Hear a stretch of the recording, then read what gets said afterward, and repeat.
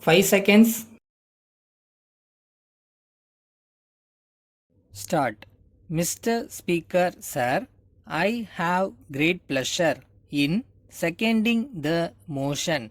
The mover of the motion has dealt with all matters. At this stage, I have not had the benefit of the criticisms of the opposition. So, I do not think I can very much contribute to the debate, but by way of supporting what my honorable friend has said, I will try to say a few words. Now, we have had two big natural calamities. One is the famine, and the other is the cyclone. As we know, the cyclone has affected a large number of people.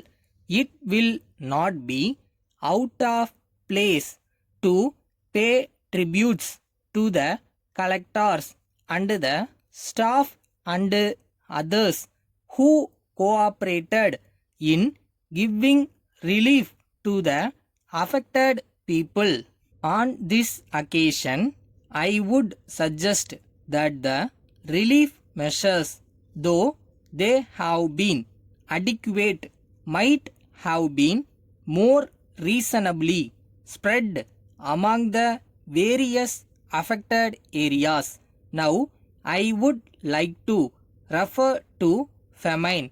In this connection, I may point out that almost all the districts in this state have been facing famine conditions.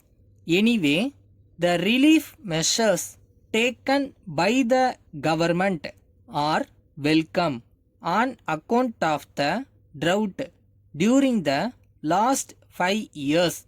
There is great need in every village for supply of drinking water. Top priority has been given in the 5-year plan to agriculture.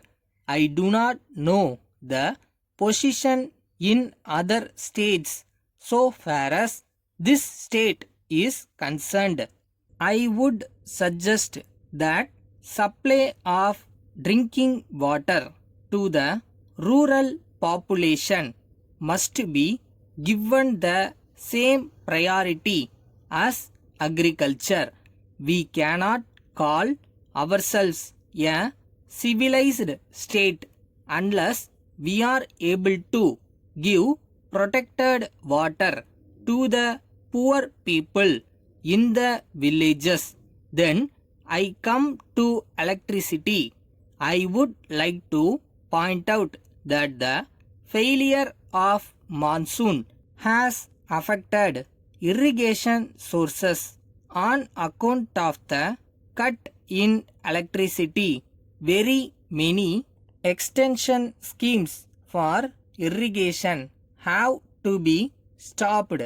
All this means that in spite of our having made efforts, we are not able to produce food grains at a time when nature has failed us. Then there was much criticism about the rural welfare scheme. All these years, I think that the rural welfare scheme has come to stay in this state. The people must see that they stand on their own legs and do some work for what they want with minimum help from the government. This is our aim. Letter from the Indian Overseas Bank, Calcutta to Thiru N. Bose, Calcutta. Dear Sir, we thank you for your letter. We have pleasure in informing you of some of the services rendered by us in addition to our normal business.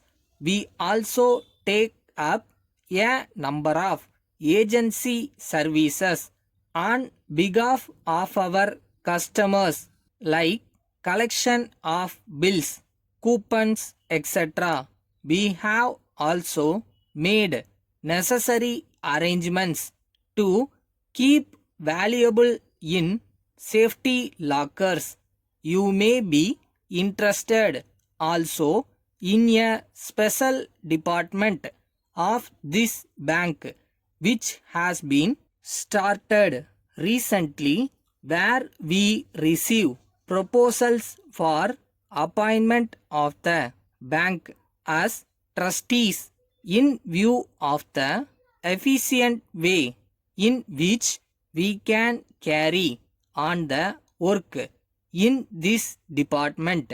We hope that it will be useful and popular. We are sure that you will be interested in some of these services and will specify them in your reply so that we may be able to supply detailed information about them. Yours faithfully,